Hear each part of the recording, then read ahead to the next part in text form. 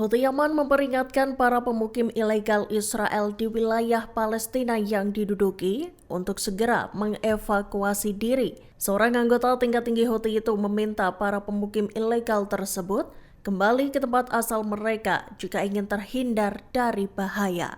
Hal itu lantaran Houthi tak akan menghentikan operasi mereka ke wilayah pendudukan Israel. Dikutip dari Tribun News, anggota Biro Politik Houthi Hisham Al-Assam membuat pernyataan itu di X-nya Senin 6 Januari 2025. Ditegaskan Hisham bahwa siapapun yang ingin tidur dengan nyaman harus pergi ke Siprus atau kembali ke negaranya sendiri. Ia menegaskan Houthi tak akan menghentikan serangan jika Israel terus menyerang Yaman. Houthi menyatakan bahwa pihaknya tak akan meninggalkan Gaza sendirian. Lebih lanjut, militan Yaman itu memperingatkan operasi militernya akan terus menarget jantung wilayah pendudukan. Menteri Luar Negeri Iran Abbas Araghchi memperingatkan bahwa Israel berpotensi memicu perang berskala besar. Hal itu akan terjadi jika pasukan Zionis melancarkan serangan militer lebih lanjut terhadap Teheran. Pernyataan tersebut disampaikan dalam sebuah wawancara yang disiarkan pada Sabtu 4 Januari 2025. Dikutip dari RT, Araghchi menekankan komitmen Iran terhadap upaya diplomatik. Namun jika Israel bertindak di luar batas, maka Iran akan membalasnya. Araghchi menyatakan perang akan dimenangkan oleh negara yang memiliki akal sehat. Ia juga menegaskan kesiapan Iran untuk bekerja sama dengan sekutu regional dan internasional, termasuk Tiongkok, demi meredakan ketegangan dan mengejar perdamaian. Sebagai informasi, dalam beberapa minggu terakhir, Houthi meluncurkan rudal balistik ke Israel Tengah. Serangan itu dilesatkan sebagai balasan atas serangan udara IDF ke Yaman. Houthi Yaman mengklaim telah menargetkan kapal induk Amerika Serikat USS Harry Truman di Laut Merah. Tak hanya itu, pihaknya juga menyerang Israel Tengah dan Selatan. Kedua serangan itu dilancarkan dengan mengerahkan 2 rudal jelajah dan 4 pesawat tak berawak. Dikutip dari Anadolu Agency, juru bicara Houthi Yahya Sari menyatakan pada Selasa 7 Januari 2025, bahwa serangan itu diklaim merupakan upaya untuk menggagalkan serangan Amerika.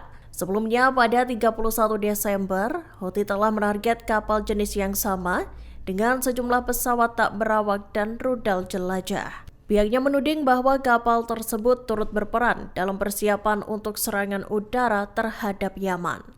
Dikatakan Sari, Houthi juga melancarkan serangan tambahan terhadap target-target Israel. Mereka menyasar lokasi militer Israel di Jaffa yang diduduki. Kemudian, serangan Houthi juga melesat ke target vital di Ashkelon. Tentara Israel mengakui bahwa pasukannya menggunakan ambulans untuk menyusup ke kamp pengungsi Balata di kota Nablus tepi barat. Pengakuan itu disampaikan pada Senin 6 Januari 2025 setelah penyusupan itu menewaskan seorang wanita tua dan pemuda. Dikutip dari Anadolu Agency, di hari sebelumnya, Minggu 5 Januari 2025, beredar rekaman kamera pengawas yang memperlihatkan tindakan licik pasukan Zionis itu. Kamera CCTV sebuah toko merekam saat tentara Israel keluar dari ambulans di pusat kamp dan menembaki warga yang lewat. Insiden ini dilaporkan mengakibatkan kematian seorang wanita berusia 80 tahun dan seorang pria muda. Dalam pernyataan resmi, tentara Israel menyatakan bahwa operasi itu dilakukan sesuai dengan hukum internasional. Namun, pihaknya masih menyelidiki insiden tersebut. Militer Israel berjanji bakal memeriksa penggunaan ambulans dalam operasi di kamp Balata itu dan dugaan adanya kerugian terhadap individu yang tak terlibat selama baku tembak. Video tersebut diperkirakan diambil pada 19 Desember 2024 saat pasukan Zionis menyerbu kamp itu. Kala itu, militer Israel mengaku melakukan operasi untuk menangkap seorang tersangka. Serangkaian sistem pertahanan udara baru dan rahasia dilaporkan telah terpasang di area lokasi-lokasi sensitif di Iran. Pada Senin 6 Januari 2025, Brigadir Jenderal Khader Rahimzadeh juga mengumumkan bahwa pasukan pertahanan udara dari Angkatan Darat dan IRGC akan menggelar latihan bersama. Dikutip dari Tribun News, latihan perang tersebut berskala besar dan akan dilakukan dalam beberapa hari mendatang. Rahimzadeh menyatakan peralatan baru itu akan digunakan selama latihan. Pasukan yang berpartisipasi dalam latihan akan mempraktikkan keterampilan yang dipelajarinya selama setahun terakhir. Latihan itu dirancang dengan mempertimbangkan pergerakan musuh dan kebutuhan pertahanan udara Iran. Pemimpin tertinggi Iran Ali Khamenei juga menegaskan bahwa pangkalan pertahanan udara menjadi bagian yang sangat penting dari angkatan bersenjata. Ia pun menekankan pentingnya mempercepat peningkatan kemampuan para personelnya. Detik-detik saat pasukan Israel menyerbu kamp pengungsian Balata di kota Nablus, tepi barat, rupanya terekam kamera pengawas. Diketahui kamera CCTV sebuah toko menguak insiden yang terjadi pada 19 Desember 2024 itu. Rekaman yang tersebar pada Minggu 5 Januari 2025 itu menunjukkan saat sebuah ambulans tampak memasuki kawasan kamp Balata. Bukannya petugas medis yang keluar, justru sejumlah tentara Israel yang muncul dari dalam ambulans. Di belakangnya terdapat pula mobil dipenuhi dengan serdadu Zionis. Mereka tampak melesatkan tembakan ke arah warga yang berkerumun.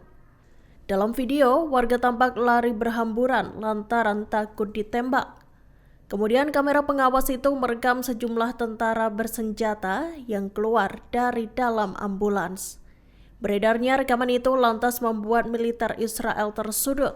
Mereka pun mengakui bahwa pasukannya menggunakan mobil ambulans untuk menyerbu kamp pengungsian Balata. Namun militer Israel bersikeras bahwa tindakan pasukannya sesuai dengan hukum internasional. Israel dilaporkan melarang Direktur Rumah Sakit Kamal Adwan Hussam Abu Safia yang ditahan untuk bertemu dengan pengacaranya. Sebelumnya, diketahui kelompok HAM Physicians for Human Rights Israel meminta pada IDF agar Hussam diberi akses untuk bertemu sang kuasa hukum. Permintaan ini lantaran mereka khawatir terhadap keadaan Hussam. Dikutip dari Tribun News, kelompok HAM itu meminta pengacara Nasser Odeh untuk menemui Direktur RS Kamal Adwan tersebut. Namun permintaan kelompok HAM itu ditolak mentah-mentah oleh Israel. Pasukan Zionis mengatakan bahwa sang pengacara baru bisa bertemu dengan Hussam pada 10 Januari 2025 mendatang. Sebagai informasi, Hussam diculik oleh militer Israel pada 27 Desember 2024 lalu dan diduga dibawa ke penjara kejam Sde Teiman. Tak sendiri, Hussam diculik bersama sejumlah staf medis lainnya yang bekerja di Rumah Sakit Kamal Adwan. Download Tribun X sekarang, menghadirkan lokal menjadi Indonesia.